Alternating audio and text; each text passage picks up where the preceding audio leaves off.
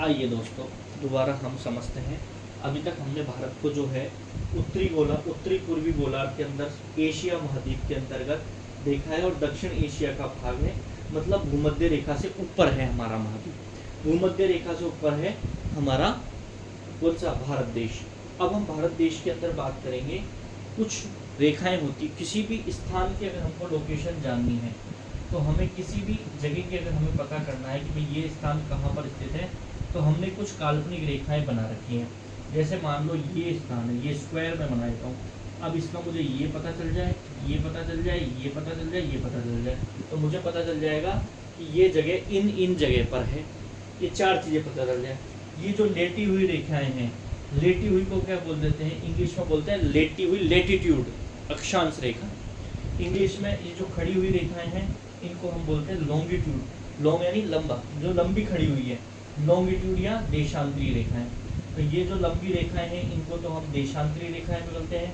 ये जो लेटी हुई रेखाएं हैं ये क्या कहलाती हैं? ये कहलाती है हमारी अक्षांश रेखाएं। जैसे हमने बात करी थी 23.5 डिग्री नॉर्थ अक्षांश हमारे भारत से गुजरता है, जिसको हम कर्क रेखा कहते हैं। तो 23.5 नॉर्थ क्या है? एक क्या है? 23.5 नॉर्थ क्या है? एक देशांत अक्षांशीय तो रेखा है, लेटी हुई रेखा है, और उससे हम क्या है किसी स्थिति को पता कर सकते हैं। ठीक है, अब हम बात करते हैं भारत की इन अक्षांशीय और देशांतरीय स्थिति को। अब हम भारत को चारों तरफ से डब्बे में बंद करने की कोशिश करेंगे। भारत को चारों तरफ से डब्बे में बंद करने की क्या करेंगे? कोशिश करेंगे। तो सबसे पहले हम भारत को देखते हैं। नीचे नीचे तो भारत के नीचे से यहाँ से जा रही है 0 डिग्री रेखा, जिसको हम भूमध्य रेखा कहते हैं। जिसको हम क्या कहते हैं? भूमध्य रेखा कहते हैं। तो भारत नीचे से हम चलते हैं, लेटी हुई रेखा की बात करेंगे हम सबसे पहले। अक्षांशीय विस्तार हम देखना चाहेंगे भारत का, कि कितने अक्षांशीय विस्तार में कितनी रेखाओं, लेटीट्यूड रेखाओं के अंतर्गत भारत बसा हुआ है। ठीक है, तो हम 0 डिग्री पे चले, फिर 0 डिग्री से ऊपर ऊपर ऊपर ऊपर ऊपर यहाँ पर आकर अपन को भारत की सीमा समझ में आती है। तो इस जगह अगर हमने मापा तो इस जगह जो हमारा अक्षांशीय जो डिग्री, जो अक्षांशीय विस्तार जो यहाँ पर आया, हमारा अक्षांशीय जो कोण आया वो था 8 डिग्री 4 मिनट। कितना है? 8 डिग्री 4 मिनट। अब देखो, हम दक्षिणी गोलार्ध में तो आते नहीं है, हम तो उत्तरी गोलार्ध में आएंगे। उत्तरी गोलार्ध में आएंगे तो हमेशा ध्यान रखना 8 डिग्री 4 मिनट है तो हमेशा नॉर्थ ही आएगा। इससे हमको समझ में आना चाहिए कि 8 डिग्री 4 मिनट नॉर्थ में आना चाहिए। तो हमने नॉर्थ ही लिखा है यहाँ पर। 8 डिग्री 4 मिनट नॉर्थ उत्तरी अक्षांश रेखा हो जाती है हमारी, जो हमारे भारत को यहाँ पर टच करती है। अगर हम इस स्थान की बात करें तो ये स्थान है कन्याकुमारी। कौन सा है? कन्याकुमारी है। अब हम ऐसे ऊपर चलते गए भारत ही दिख रहा है। इस यहाँ पर 10 डिग्री पे भी भारत है, 11 डिग्री पे, 12, 13, 14, 15, 16, 17, 18, 19 यहाँ भी भारत है, 20, 21, 22, 23, 24, 25, 26, 27, 28, 29, 30, ऐसे ही 32, 33, 34, 35, 36, 36, 37 डिग्री, 37 डिग्री, ध्यान से सुन लो, 37 डिग्री 6 मिनट नॉर्थ तक भारत का अक्षांशीय, यहाँ पर जाके भारत खत्म होता है। कितनी अक्षांश पर? 37 डिग्री 6 मिनट नॉर्थ पर भारत खत्म होता है।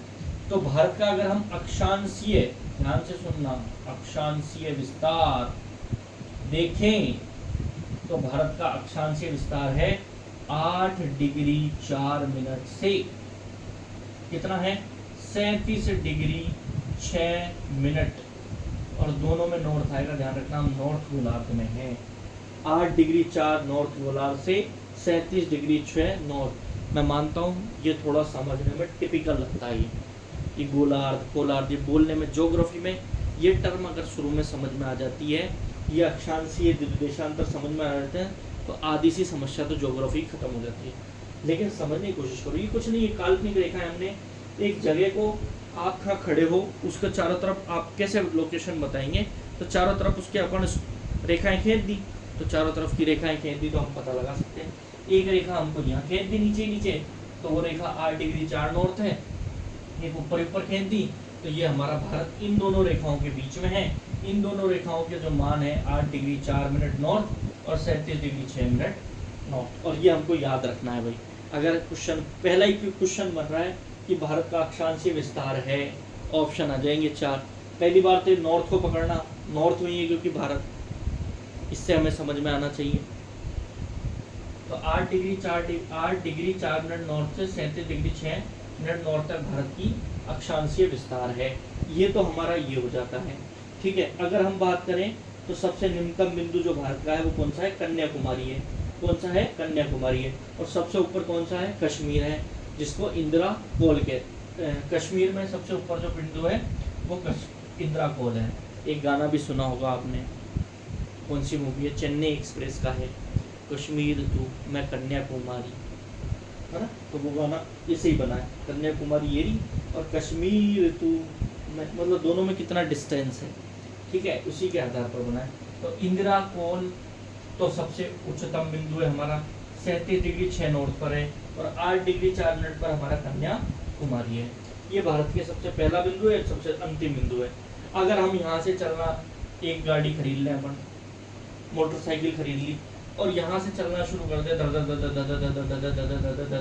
और यहाँ तक जाए, तो गाड़ी में कितने किलोमीटर तक, यहाँ कन्याकुमारी तक पहुँचने में तो हमें लग जाएगा भैया, हमारे गाड़ी में कितने किलोमीटर का मीटर दिखाएगा, 3214 किलोमीटर। 3214 किलोमीटर उत्तर से दक्षिण तक की हमारी क्या है, लंबाई है।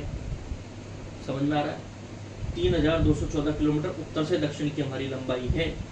ये बात समझ में आ रही है क्या, आ गई।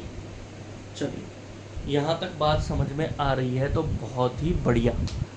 ये बात उत्तरी अक्षांशों की बात समझ में आ गई। तो हम अब देशांतरों की बात कर रहे हैं। एक बार देख लें अच्छे से, अक्षांश क्या होते हैं, लेटी हुई रेखाएं हैं। लेटी हुई रेखाएं, तो पहली जो भारत में टच कर रही है लेटी हुई रेखा वो 8 डिग्री 4 नॉर्थ है, और ऊपर ही ऊपर बात करें 37 डिग्री 6 नॉर्थ है, ठीक। अब हम बात करते हैं देशांतरीय विस्तार, लॉन्गिट्यूडनल, जो लंबी लंबी रेखाएं हैं, क्योंकि भारत को डब्बे में बंद करना है, हमें स्क्वायर में बंद करना है। तो एक रेखा तो ऊपर खींच दी और एक रेखा नीचे खींच दी, ये तो इसकी क्या लंबा जो वाला विस्तार हो गया। अब इतना कितना फैला हुआ है भारत, तो वो हमें लॉन्गिट्यूडनल रेखाओं से पता चलेगा, या जिनको हिंदी में बोलेंगे देशांतरीय रेखाएं। तो ये लो भाई, ये स्क्वायर में भारत क्या हो गया, हमारा बंद हो गया, ये स्क्वायर में भारत। और अब हमें भारत में घूमने जाना है, तो अपना गूगल मैप भी इस पे ही काम करता है, डिग्री पे हम डालते हैं वो यही तो उठाता है। तो भारत का जो सबसे इधर वाला जो बिंदु है, सबसे पूर्वी, इसको पूरा बोलेंगे पश्चिम, पश्चिम बोलेंगे, वेस्ट लेफ्ट हैंड पे ना पश्चिम है, सबसे पश्चिमी बिंदु है कच्छ जिला है भैया गुजरात का। और ये कितने डिग्री पर है, 68 डिग्री 7 मिनट। कितने पर है, 68 डिग्री 7 मिनट। और कौन से गोलार्ध में, हम पूर्वी गोलार्ध में, तो ईस्ट आएगा। 68 डिग्री 7 मिनट पूर्वी स्थिति से हम चल रहे हैं, यहाँ चलते चलते चलते। और इधर कितना है, 97 डिग्री 25 मिनट। कितना है, 97 डिग्री 25 मिनट। तो अगर आपसे पूछ ले कोई देशांतरीय विस्तार भारत का, तो हमें सीधा सीधा बताना है 68 डिग्री 7 मिनट से ईस्ट से 97 डिग्री 25 मिनट ईस्ट तक है। समझ में आई बात। ये हमारा क्या हो गया, देशांतरीय विस्तार हो गया, ये वाला। ये तो हो गया अक्षांश, ये हो गया देशांतरीय विस्तार। कच्छ जिले से और गुजरात राज्य से अंतिम जो हमारा यहाँ है अरुणाचल प्रदेश आता है। कौन सा राज्य आता है, अरुणाचल प्रदेश आता है। अरुणाचल प्रदेश आता है। तो ये है। अब वही हमने बाइक उठाई और यहाँ से चलना शुरू करें, चलते गए और हम पहुँच गए अरुणाचल प्रदेश के इस लास्ट जगह, लास्ट गांव है अरुणाचल प्रदेश का। और उस गांव में हम पहुँच गए, और उस गांव का नाम भी मैं अगर बताना चाहूँ आपको तो बता दूंगा भाई। तो कीबीथू गांव है। कौन सा गांव है, कीबीथू गांव पहुँच गया। और इधर कौन सा गांव है, कच्छ का गांव है गुहर मोती। इतना इंपॉर्टेंट नहीं है याद करना, बस थोड़ा सुन लो ताकि याद आ जाए तो दिख जाए। गुहर मोती गांव से हम चल गए कीबीथू गांव तक। तो हमें कितनी दूरी तय करनी पड़ी, 2933 किलोमीटर दूरी। मतलब भारत की पूर्व से पश्चिम से पूर्व तक लंबाई कितनी है, 2933 किलोमीटर है। और जबकि उत्तर से दक्षिण हमने कितनी देखी थी, 3214 किलोमीटर। तो ये भी हमें पता होना चाहिए। उत्तर से दक्षिण लंबाई और पूर्व से पश्चिम लंबाई भी भारत की हमें पता होना चाहिए। अगर हम बात करें भारत का अक्षांशीय विस्तार कितना है, तो हम इस अक्षांश में से इस अक्षांश को घटा देंगे तो हमारा अक्षांशीय विस्तार आ जाएगा। और ये अक्षांशीय विस्तार लगभग 30 डिग्री है। कितना है? 30 डिग्री। 30 डिग्री वाली रेखाएं आ रही है ऐसी। ऐसे ही हमारा देशांतीय विस्तार भी कितना है? 30 डिग्री के अंतर्गत है। ठीक है, तो इस अक्षांशीय विस्तार और देशांतरीय विस्तार हमें समझ में आया कि भाई। अब हम बात कर लेते हैं एक महत्वपूर्ण रेखा की, जिसको हम बोलते हैं कर्क रेखा, जो कि 23.5 डिग्री नॉर्थ अक्षांश रेखा को ही हम क्या कहते हैं? कर्क रेखा कहते हैं। और ये कर्क रेखा हमारे भारत से भी गुजरती है। हमारे भारत से ये कितने राज्यों से गुजरती है, बहुत इंपॉर्टेंट है। हमारी एग्जाम है 3rd ग्रेड लाइब्रेरियन का एग्जाम, उसमें ये क्वेश्चन बहुत अच्छा, बहुत सिंपल और अच्छा कुछ मतलब पूछा जा सकता है। बहुत ज़्यादा प्रोबेबिलिटी है कि कर्क रेखा किन राज्यों से गुजरती है, या दे देगा निम्न में से किन राज्यों से कर्क रेखा नहीं गुजरती है। ये नाम दे देगा 3 और एक नाम कुछ और दे देगा, तो हमें याद करने ये नाम। सबसे पहले तो देखो, ध्यान से समझो, गुजरात से गुजरती है, राजस्थान से गुजरती है, मध्य प्रदेश से गुजरती है, छत्तीसगढ़ से गुजरती है। 1 2 3 4, छत्तीसगढ़ के बाद झारखंड से गुजरती है। 1 2 3 4 5 झारखंड, 6वां पश्चिम बंगाल, 7वां त्रिपुरा और 8वां मिजोरम। और सबसे ज़्यादा प्रोबेबिलिटी है इस मिजोरम को तो देगा ही देगा, इसके साथ दे देगा नीचे मणिपुर। तो आप हो जाओगे कंफ्यूज कि मिजोरम था कि मणिपुर था। पढ़ने के बाद भी एग्जामिनर हमें क्या कर देता है? क्वेश्चन को कंफ्यूज कर देता है, क्योंकि हम क्या ध्यान से नहीं पढ़ते, हमारा ध्यान कहीं और रहता है पढ़ते टाइम।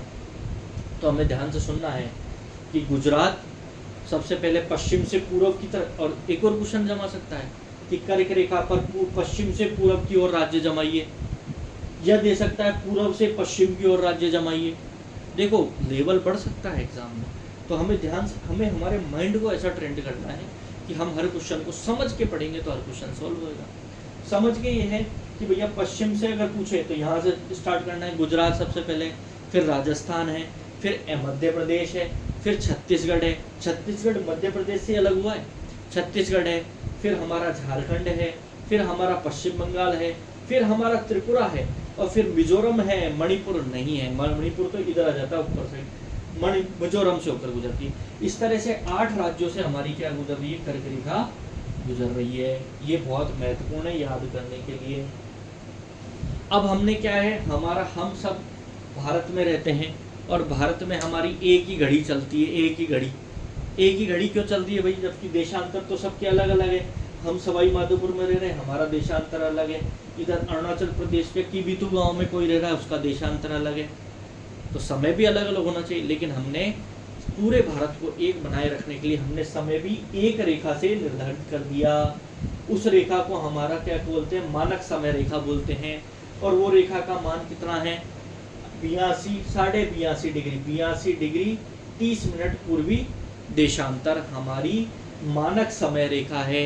सीधा क्वेश्चन बन सकता है, भारत की मानक समय रेखा का मान बताइए, तो 82.5 डिग्री पूर्वी लिखना है। दोनों ऑप्शन आएंगे, पूर्वी और पश्चिमी। हमें पूर्वी ध्यान, क्योंकि हम पूर्वी गोलार्ध में आते हैं। समझ के पढ़ोगे तो कुछ भी नहीं रटना है, और गुड़ गुड़ गुड़ करोगे तो गुड़ गुड़ गुड़ करते रहो। ठीक है, 82.5 पूर्वी देशांतर ये हमारे इसमें से जाएगी।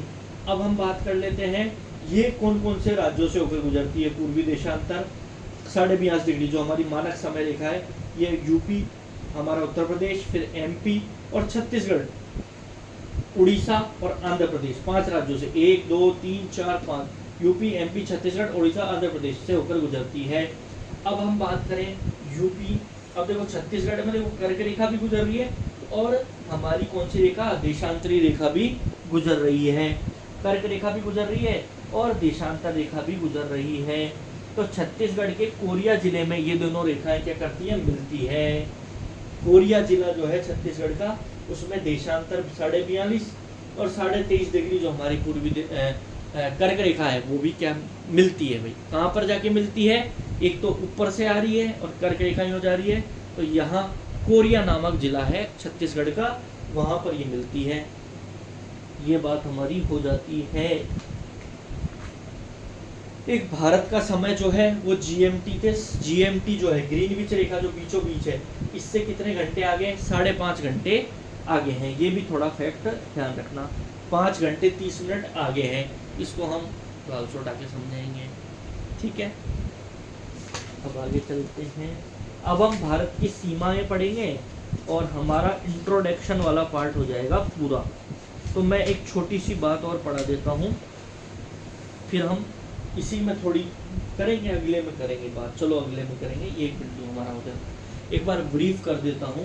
हमने इस क्लास में अक्षांशीय विस्तार और देशांतरीय विस्तार पढ़ा, कुछ भी नहीं करा। हमने भारत को एक बॉक्स में, एक स्क्वायर में बंद करने की कोशिश करी है। क्यों करी है? क्योंकि हम भारत को लोकेट करना चाहते हैं, उसको लोकेशन देखना चाहते हैं, ठीक है। तो 8 डिग्री 4 मिनट उत्तरी अक्षांश से 37 डिग्री 6 मिनट उत्तरी अक्षांश के बीच में हमारा कौन सा है? भारत स्थित है। कन्याकुमारी से इंदिरा कोल इसको बोलते हैं। एक और बात समझाऊंगा, इसको क्या बोलते हैं? इंदिरा कोल। ध्यान रखना, इसको क्या बोलते हैं? इंदिरा कोल। एक और शब्द हम पढ़ेंगे, एक और स्थान पढ़ेंगे जिसको हम बोलेंगे इंदिरा पॉइंट। ये तो इंदिरा कोल है जो कश्मीर के अंतर्गत है। 3214 किलोमीटर इसकी लंबाई हो गई, ठीक है। उत्तर से दक्षिण लंबाई ज़्यादा है, पश्चिम से पूर्व 2933 किलोमीटर है। कच्छ जिला है और अरुणाचल प्रदेश राज्य है। अंतिम इधर 2933 किलोमीटर होगी। कर्क रेखा हमने देख ही ली। गुजरात, राजस्थान, मध्य प्रदेश, छत्तीसगढ़, झारखंड, पश्चिम बंगाल, त्रिपुरा और मिजोरम हमको ध्यान रखना है। मानक समय रेखा 82.5 डिग्री है, मान ध्यान रखना है।